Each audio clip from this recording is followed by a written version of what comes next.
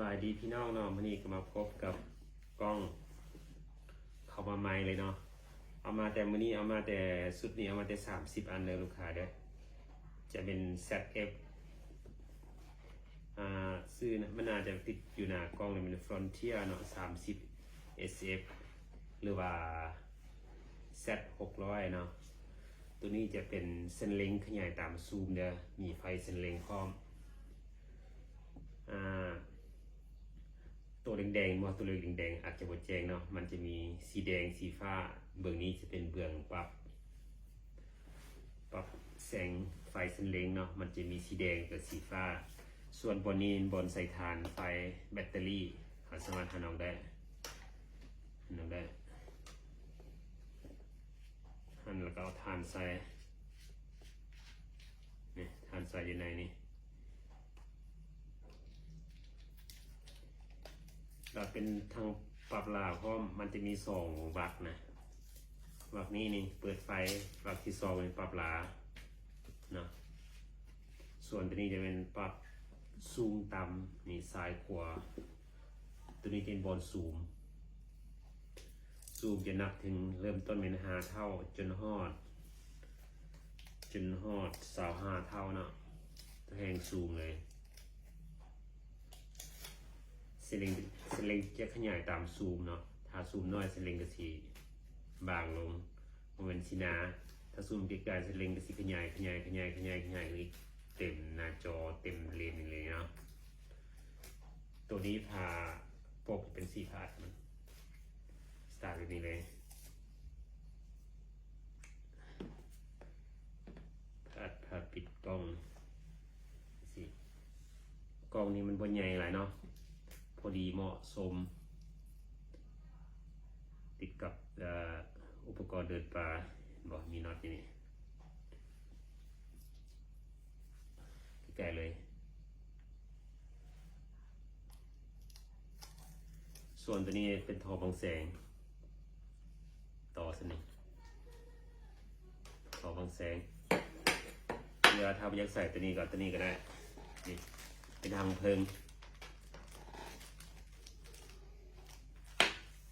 ขากล้องระดับแทนแบตเตอรี่ไปพร้อมแบตเตอรี่ส่วนตัวนี้จะเป็นตัว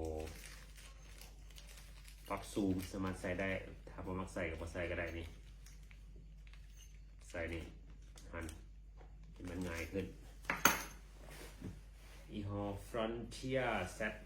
600มาที่นี่30 อันเดอร์ผู้ใดไว้นั่นได้คือน้อยสิพาไปเบิ่งเส้นเล็งเนาะเส้นเล็งเป็นจังไดเส้นไฟเส้นเล็งสีแดงและสีฟ้าโตนี่นาเรน50นะนาเรนจะใหญ่50ไม่ใกล้แสงไฟอาจจะบ่แจ้งพอเนาะถ้าแสงไฟแจ้งคักกว่านี้มันจะบืดเด้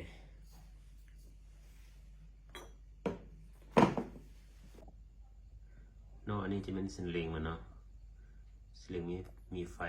เขียวๆเห็นป่ะเป็นสีฟ้าสีเขียวเนี่ยเส้นเล็งจะขยายตามซูมเลยจ้ะนี่จุดเขียวๆจำเขียวๆเนาะมันจะมีไฟ2 สีเขียวสีแดงเด้อขยายเส้นเล็งขยายตามซูมพร้อมตามที่เห็นเนื้อเนาะอันนี้กล้องบดแจ้งหมดเลยนะจังน้อยสีเบิ้งไฟเส้นเล็งสีแดงเนาะอันนี้มีสีเขียวจะมีตัวเลขพร้อมยิ่งง่ายแน่นอนตัวนี้นะมีจุดเขียวๆจุดแดงๆจำมาอยู่ข้างกลางสมกับราคากับคุณภาพเนาะกล้องรุ่นนี้เนาะมาเบิ้งไฟเส้นเล็งเป็นสีแดงได้ขึ้นหน่อยนะส่วนตัวนี้จะเป็นไฟเส้นเล็งสีแดงเนาะนี่จุดแดงๆจำอยู่ข้างกลางนี่เห็นบ่ขยายเส้นเล็งแจ้งคักเลยผู้ใดมักเส้นเล็งมีจุดแดงๆจำข้างกลางห้ามพลาดเด้ออันนี้ซักถ่ายโดยกล้องมือถือตัวเองเนาะกล้องบอดี ายเองเลยหูเส้นเล็งขยายตามซูมแบบนี้แหละถ้ากล้องดีหันจะเห็นแจ้งกว่านี้กล้องบดีแล้วเนาะถ่ายให้เบิ่งซ้ำที่ถ่ายได้เส้นเล็งบักงามๆสุดยอด